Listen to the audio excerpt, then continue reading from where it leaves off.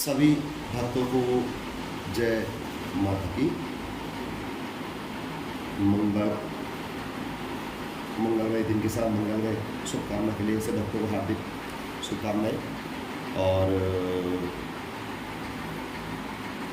देखिए, तो मनुष्य योनि में हमने जन्म लिया है और कुछ पल भगवान के स्मरण के लिए भी निकालने चाहिए, ऐसा कहा जाता है।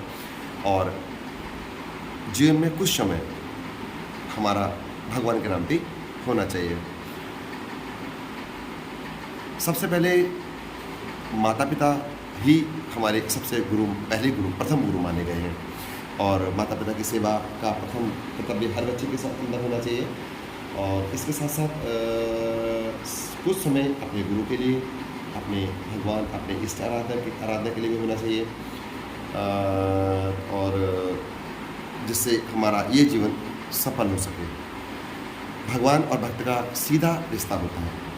और देखा जाए तो भगवान को अपने भक्त से कुछ नहीं चाहिए होता। भगवान श्रद्धा और आस्था का ही भूखा माना गया है। अगर आप सच्चे मन से अगर एक फूल भी भगवान को अर्पण कर रहे हैं तो भगवान उसे स्वीकार कर लेता है और आपकी इच्छा पूरी अवश्य करता है।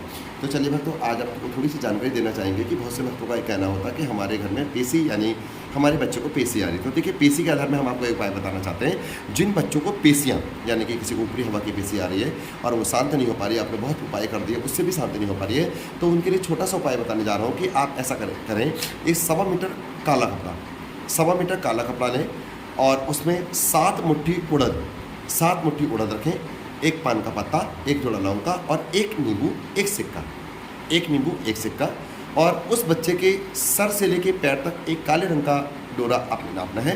वो उसके ऊपर उस डोरे को भी उसी सामान में रख के और उस पूरे सामान की एक पोटली बांधनी है। आपने उस सामान को एक पोटली में बांध के रखना है और पोटली में बांध के उसके ऊपर 7 बार घुमा के किसी सुनसान जगह में या किसी शमशान में दबाएंगे।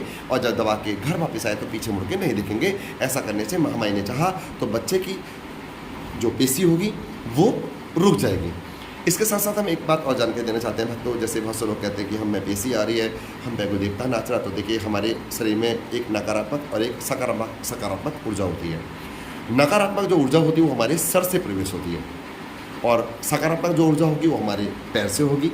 अगर सर्वप्रथम हमारे पैरों में कंपन हो रहा है, हमारे पैरों से स्टार्ट हो, तो मान के चलिए कि आप पर किसी देवी देवता का आशीर्वाद है या आपके किसी गुरु का आशीर्वाद है या भगवान की छत्र छाया आपके साथ चल रही है। और अगर आप पे आपकी पेशी, आपकी ऊर्जा सिर से चालू होती है तो आपके साथ नकारात्मक ऊर्जा है। इसके साथ आपका पितृ भी हो सकता है, कोई छल छिद्र भी हो सकता है, या कहीं आप गए हैं वहाँ से कोई किसी चीज़ का और भी असर उसका हो सकता है। तो अगर इस तरह का उपाय होता तो किसी गुरु के पास जाकर तो उसको दिखाएं और समय आने पर उसका उपाय करवाएं।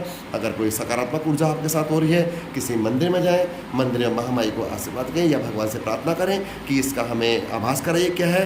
तो महामाई ने, अगर आप सच्चे मन से भगवान से प्रार्थना करते हैं, भगवान से ग्रहण करते हैं, तो आपको उसका सभी आभास माता रानी अवश्य कराती है, ऐसा मेरा मानना है। तो चलिए भक्तों, आगे कुछ फिर मिलते हैं। जय माता की।